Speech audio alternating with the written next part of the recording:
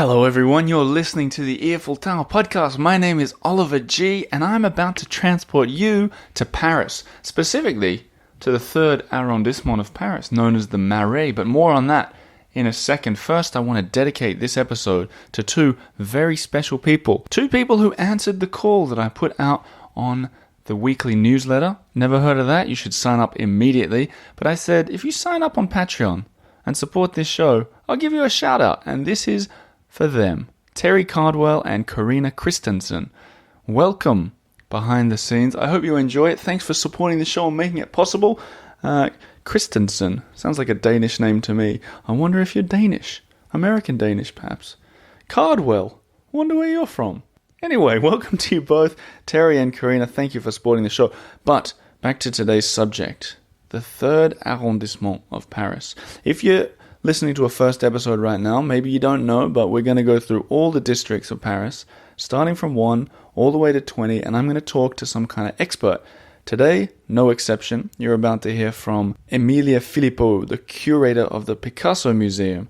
But before that, we need to learn a little bit about this third district. So I asked Bertrand, a very knowledgeable tour guide from My Private Paris. I said, Bertrand, explain the third arrondissement to me. And this is what he said. Le troisième, the third district. I love it. It's part of Le Marais, not all of it, but le troisième arrondissement is the perfect balance between the old and the new. It's where you find the house of Nicolas Flamel, for instance, the alchemist who really existed, the one in Harry Potter's books.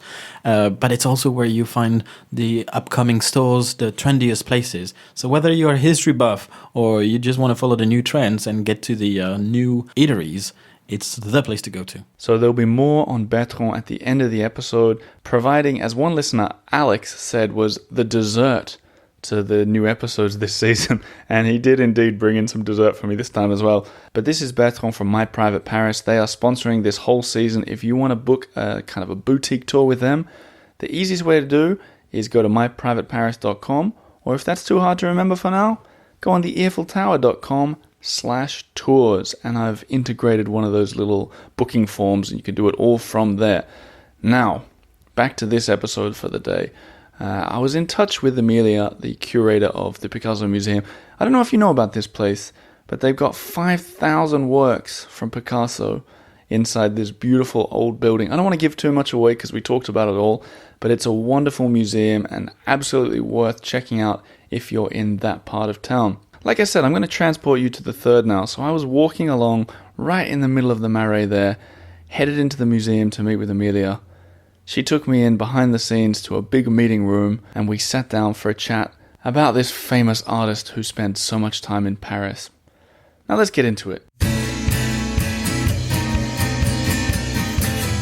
Emilia Philippot, I would usually say welcome to my studio, but we're in your studio today in the Picasso Museum. Yes, we are. And is this where you guys have meetings? Is that? This is our meeting room, yeah. Lots of chairs in here. Dozens of chairs. Yeah. Yes. Do you have lots of meetings or? Yes, we have. Yeah. Like talking about Picasso? Talking about Picasso, programming of exhibitions, right. Following different projects. Right. So, yes. Because it feels to me like in the Picasso Museum, things are changing all the time. It's not just an old, boring museum that stays the same every day, is it? No, it is definitely a museum in movement. This is our main orientation of politics, to have a museum very lively. That's the reason why we have a permanent rotation of works. We present our collection into the second and third floor, but the hanging is changing every year. We are closing galleries for second and third floor twice a year. With a specific subject. So, for instance, the new one will open in few weeks, and it will be devoted to Picasso reading around the lectures and the library of Picasso. Right, because Picasso was one of those artists that was very prolific, like did a lot of work compared to, some of the other, what was it, Da Vinci, that never really did many paintings? Is that the case? Not so many. Yeah. Yes. What Picasso was just always doing stuff, right? Yes. Well, I've got some questions about Picasso. Are you an expert on Picasso as well? I'm quite an expert since, yes. Well, the first thing, before we even talk about this amazing building and Picasso himself, I've always wanted to know, someone told me that Picasso used to sign checks, to pay for things, and he knew that people would keep the checks because the signature was valuable rather than cash in Yes, the check. possibly, yeah. Possibly? Yeah. Okay. Because I thought that was a really cool story. Like, he would just pay everything by check because no one would ever cash it. Okay, so possible but not definite. Not definite. Okay. Okay, well, let's talk about you for a second. You've been the curator of this museum since, you've been here since 2012, Yes. right? Is it because you're interested in Picasso, or was it just a job that you chased after? Or? No, I was very fond of Picasso. I'm a curator, but I learned at the École du Louvre, and my specialty lesson was about the 20th century, and more specifically about Picasso and the circus. So, And the circus? Yes, it's a very specific subject. I've learned for 2 years on that subject. So you studied 2 years on Picasso and the circus? Yes. So there's probably some people listening, and me as well, who don't know anything about Picasso and the circus. And you studied it for 2 years. Yes. What is it? I don't even understand. What do you mean? Because this is one of the subjects Picasso was very familiar to, and giving specific ideas through that subject. Picasso, when he painted Harlequins, for instance, it was a kind of self-portrait, a double of himself. So he told a lot of things through the iconography of circus. This is the image of the artist. This is also the image of a stranger, because circus acrobats and harlequins, they are always moving. They do not have any specific home. And also it is the idea of the mise en scène. So you have all this reflection about his art and his mission as an artist. So what is it that you like about him? What made you say, I want to go deep in Picasso? What I really like about Picasso is the fact that you said it is a very prolific artist, and everything he touches, he makes it art. So he has this invention, and also when you look at all his career, you can understand that everything is linked all together to make a whole thing, which is very coherent, but which is still very different. He had many styles and many works in sculpture, in painting, of course, drawings, but engravings, literature. He was a poet too. Mm-hmm. So it's amazing all things he managed to do, and he is still an important reference for every artist today. What do you think his secret was that made him so prolific? I mean, like, I've been in the museum. There's so many pieces from Picasso in this museum, but in other museums that I've been to, there's many as well. Yes. Do we know how many he's done? More or less, it's very difficult to say, because depending on how you count. Because, for instance, Picasso kept a lot of things, and all the states. For instance, in engravings, you have many states, and you work again on the plate. Right. And so he printed every state. So depending if you count every state as a work, or if you only count the definitive state. Let's say a definitive state. Just count it as one. As one? Yeah. I would say it's around 90,000. 90,000 Picasso pieces in the world? Yes. That's kind of crazy. Does that mean that the value of them is lower, like a lot lower than, if I in my Paris apartment was digging around behind a wall and found a Picasso sketch, does that mean that potentially it's only going to be worth 400 euros, whereas if it was Da Vinci it would be worth 40 million? Depending on what piece you have. Yeah. But the collection of the museum here in Paris is very precious, because most of the collection come from directly the studios of Picasso. Right. So this is what he kept all around his life, and this is what he wanted to give to the posterity. it was his own private museum in a way. So that's a little bit like the Rodin Museum. It's kind of similar like that. Yes. He wanted that to be his sort of legacy that he left behind him. Absolutely. But Picasso wasn't around here. He was up in Montmartre, right? Yes, he worked in many places in Paris. Yeah. When he first arrived, he was in Montmartre. He had a studio in Le Bateau Lavoir. Right. Do you know what that is nowadays? Like today, what is the Bateau Lavoir? Is it just like a real estate agent or something? It still exists, but not in the state it was, because it burned at the late 70s. So you cannot see where Picasso used to live. Because it always looks so closed to me when I walk past it. I know that that's where his studio is, but you can't go in there. No. Yeah. So what's inside? Is it just ashes? No. They built it one new building. Yeah. But it's not the same as previously. But he moved in Paris and went to the Montparnasse suburb. And then he moved again in La Boétie. It's a very beautiful suburb. What's it called, La Boétie? Rue La Boétie. It was near his gallerist, Paul Rosenberg. Where is this? In the suburbs, did you say? No. It's in a very beautiful place in Paris, in the Ace. Oh, okay. Okay. He was everywhere then. Yes. So I've seen a sign in Montmartre around the corner from the Bateau Lavoir where he lived. It said he lived here in, I don't know, 1900 or something. I assumed that he was just there, up around Montmartre. So really he lived everywhere. Yes, in a way, he lived everywhere. So it's kind of less interesting to have like in the left bank the other day, I was walking along and I saw a sign near Luxembourg Gardens. It said, Sigmund Freud stayed in this hotel, right? And I thought, wow, that's cool. And then I walked less than 100 meters and there was another hotel and it said Sigmund Freud stayed in this hotel. And I thought, maybe we're using these signs too much. What do you think? How many Picasso signs are there in Paris? Many, but and we plan to have a project about Picasso in Paris. That's cool. And also a map to figure where he was, and he used to walk a lot, and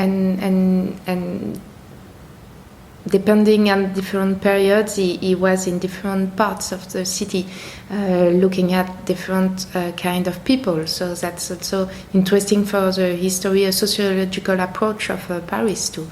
So fascinating. What about, wasn't there on the left bank he painted that really big? Is it called the Guernica? Guernica? Yes. Is that down there on the left bank? He lived there as well? Yes, as well. In Les Grands Augustins.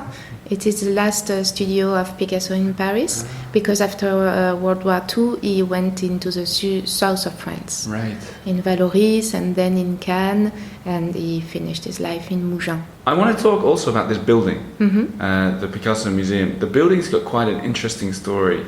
Yes. What's the deal? It's like It's an historic building from the 17th century, an hôtel particulier, very rich, which was built by a very rich man who was the one perceiving the taxes. Okay. This is the reason why the hôtel particulier is called Hôtel Salé, because the taxes at that time was the salt.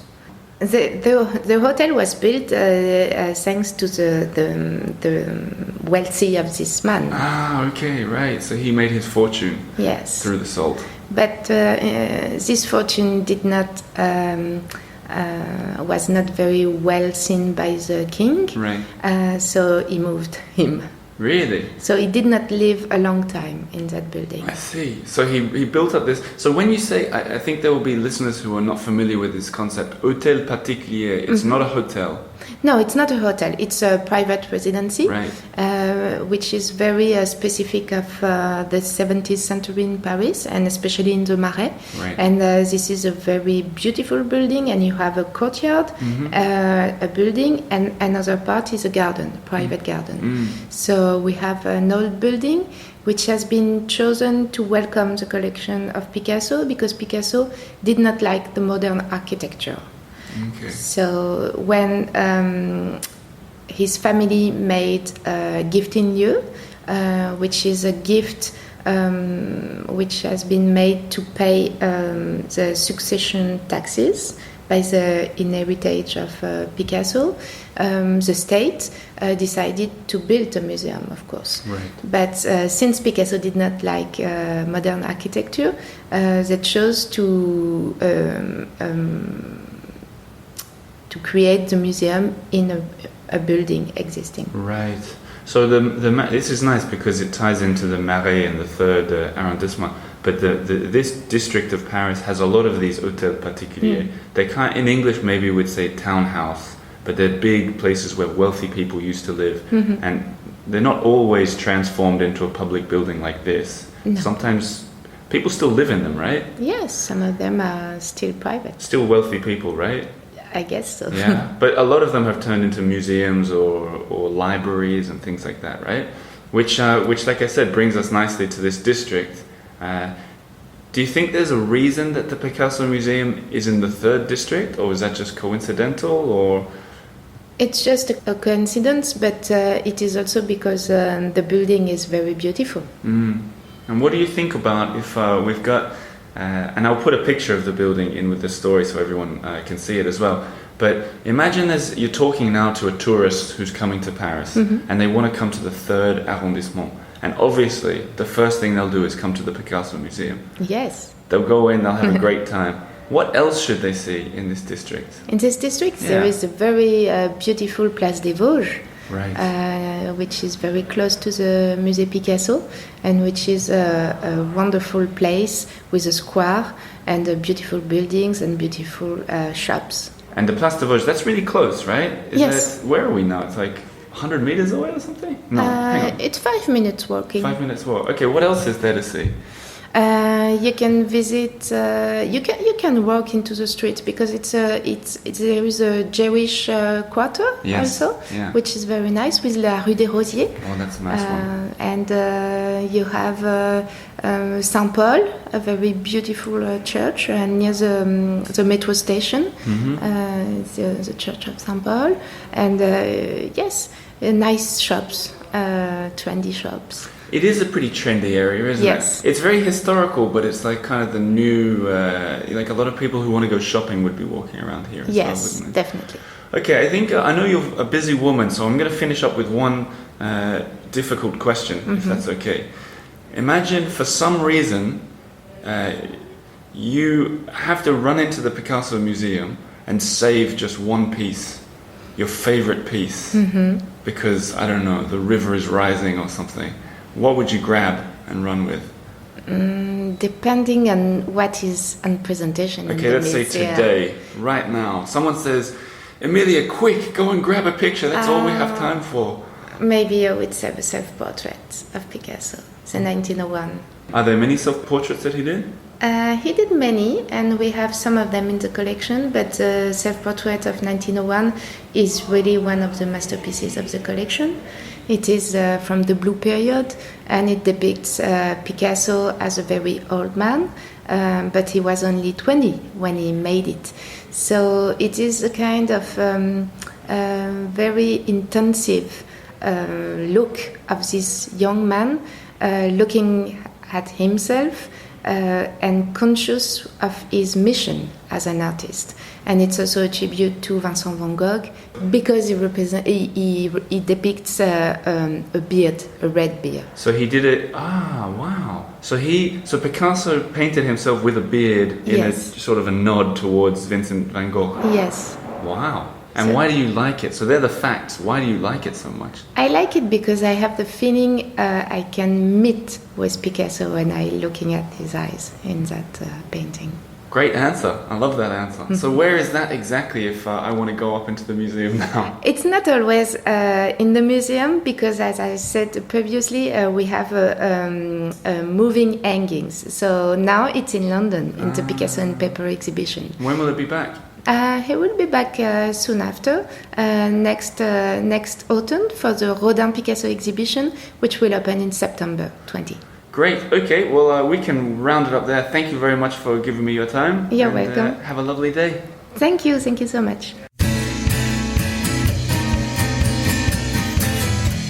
And now it's back to Bertrand from My Private Paris. How are you? I'm good, thanks. How are you? How was it? I feel, yeah, well, that was interesting. Good to learn something about Picasso and the Marais. And I know that there's an excitement in your voice. Yes. I was wondering though, did she give you any Picasso art? She didn't give me one, but I did take one, and the less said about that, the better. But are you a fan of Picasso? I'm actually quite a big fan, maybe more of the guy's life than all of his art, because I mean he's been a painter for so long.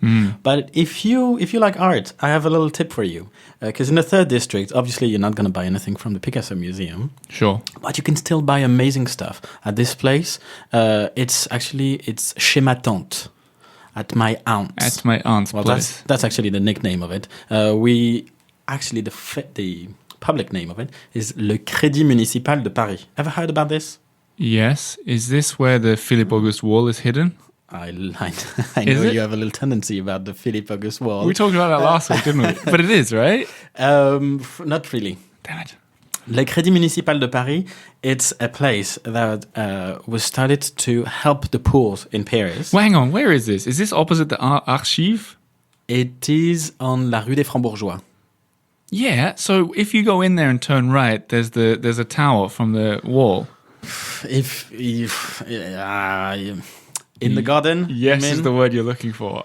It all comes back to Philippe Auguste. It's close to there. All right. Okay. Yep. Okay. Continue. So Crédit Municipal de Paris. Right. It's a place started for the poor, or for people in needs of cash, where you could just leave your stuff, be given a bit of money, and if you don't come back in a year to buy it back, then it's sold at auction. Hang on, it still works like this? It still works like this. Really? How do you call it? Because I don't want to be mistaken. It's like a pawn shop? Yes. Yeah. Okay. It is the most amazing pawn shop in Paris. What? I was under the impression that it was... They have a sale. They have 1 to 2 sales a week. What? Yeah. Okay, cool. Okay, that's interesting. So what, anyone can just walk in there? You can just walk in. You can even bid online. You can be in the US right now and buy amazing stuff that are on sale. Okay, well, a lot of people are in the US right now. Well, so how do they find it? So you go on créditmunicipaldeparis.fr. It will be on the show notes, everyone. Don't worry.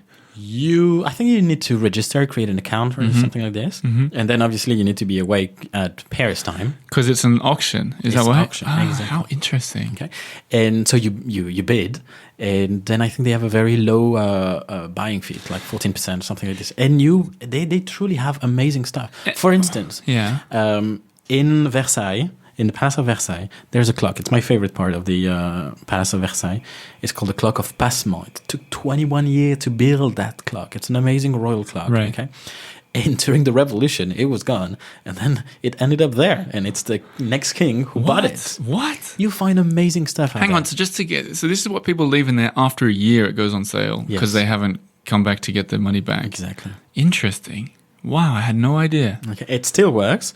It's had plenty of nickname. It was based on an Italian stuff. It was all charity institution. So it was called the Mount of Piety, Le Mont de Piété. But people were a bit embarrassed when they were going there because you don't want to be seen as, you need cash or you selling the family jewels or whatever. So people used to say, I'm going to see my aunt.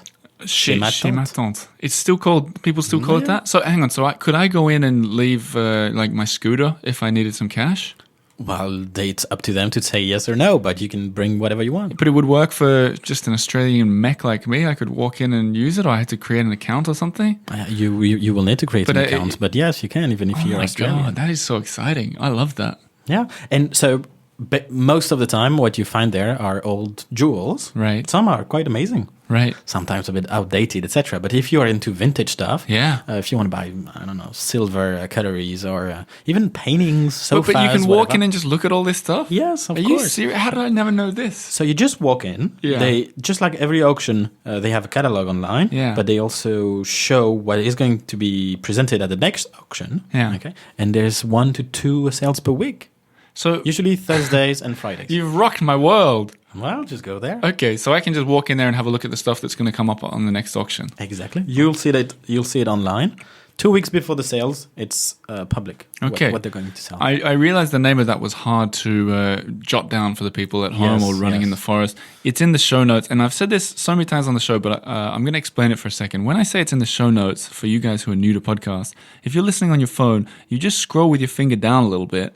A lot of people don't even know this is here. There's all the links and everything. I put them there every week, and I'll write my aunt's place, so that people can find it. But that's fascinating. Yeah, le Crédit Municipal de Paris. And there's also an interesting wall in there as well. If you're a wall fan, look, I'm going to put it out there as well.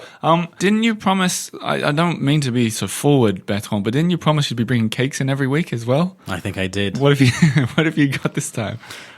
I've got something quite amazing. Okay. Le 3e arrondissement is known as the Temple District. Okay? Right, I've heard this. Temple is connected to the Templar Knights. Okay, it was a congregation of monks and soldiers during the Crusades in the Middle Ages. Okay, and part of their huge commandery, I think you say, for the fortress of the Templars, was something that became the Prison du Temple, the Temple prison. Sure. Which is where the royal family was imprisoned during the French Revolution, Right. the one of 1789. Okay, so to celebrate the king, I've brought you a king's cake. Galette des Rois? Is it? Galette des Rois, exactly. The Galette of Kings. What's galette in English? I don't know. Is it not a word? I think for this one you would say cake, because we also say galette for crepe, So yeah, right. savory crepe. But this looks more like if you're Australian, like what you'd call a meat pie. But there's no meat in there, is there? No. In there is frangipane. Frangipane, it's a mix of almond and butter. You know, I love almond and butter. Yeah, it was almond last week as well. It was Cyanide. almond, Smells yeah. like cyanide to me. Yeah, it's but pretty dangerous. so- if you don't have the how do you call la fève? I don't know, the little. So basically, there's a little porcelain toy in it. So inside that cake there, which we should describe as its audio, it's about the size of a 10-year-old. It's about the diameter of a 10-year-old's hand, right? Right? I think so. Yeah, I would say it's a CD. Yeah, if you got, I took a smaller one. A CD makes way more sense. Okay, so imagine you had 15 CDs in a pile. Is the exact shape and size of what you've got there, and it's got like a crust, like a pie or a quiche or something like that. Exactly, it's the same paste as a quiche. Right. It's just the filling is made with frangipane. And the idea That's the northern French version. In the southwest, near Bayonne, I come from there. Yeah, it's sure. a total different cake, but same principle. A little porcelain doll in it, and the one who gets it gets to be the king or the queen for the day. Right, and about 2 weeks ago, it's the 8th or 7th of January is when everyone eats them. Exactly, it's called the Epiphany. Right, on the Epiphany. Okay, but we've got this here. Are we going to eat it? We can't eat the whole thing. That's the size of a small child's hand. Well, actually, the one I brought today is called an individual piece. Okay, so it's just for one person. Is that for one person? It is for one person. Okay. What we should do is, I think there's a knife in the studio somewhere, is we can crack that open and see who gets the fève, and I'll share that on social media later. Perfect. Another reason to follow on Instagram at the Eiffel Tower, and it's at myprivateparis_com, I think. Exactly. It will be linked to, all will be linked to as usual. But here's to the Galette des Rois. Thanks for coming in. Will I see you next week? I hope so. Okay, I'm looking forward to it already. Au revoir. Au revoir. Well, there you have it. There was our look into the Marais, or more specifically, the 3rd arrondissement. Or if you're sitting there with Google, you'll notice that some of the addresses and the things mentioned in this episode were technically in the 4th arrondissement. That's cheating, I realize, but don't send in your emails about it, because the truth is, in Paris, a lot of people consider the 3rd and the 4th as one big district, the Marais. And we'll be talking more about it next week. So who's the guest going to be?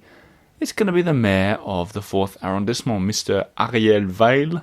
He's been on the show a bunch of times before, and he'll be on it again on Monday, so be sure to subscribe so you can catch that. Also, be sure to check out the Picasso Museum. While you're at it, why not book a tour with My Private Paris? As I said, you can go on theeiffeltower.com/tours, or if you just look on my homepage, on the sort of menu at the top, there's just the word tours in big letters. Click on that and go and check it out. Lastly, book update. You guys who are new around here maybe don't realize that I've written a book, Paris on Air. The American Road Trip Tour is coming together really nicely. And the first stop and the only confirmed stop at this point is Seattle. May the 3rd, 1 p.m. at the Barrel Thief. Where's that? What's that? Who's that? Go on the EiffelTower.com/Seattle and find out. I'm going to be doing the same thing with all of your big cities when I visit them, and that way you can keep up for the tour. Well, that's it from me. You've been listening to the Eiffel Tower. Thanks very much to Terry and Karina, for signing up on Patreon, and to all you other Patreon supporters. Thanks to Bertrand and Emilia, and for everybody else at home, I hope you have a lovely week. I'll see you again in the 4th arrondissement on Monday. Au revoir.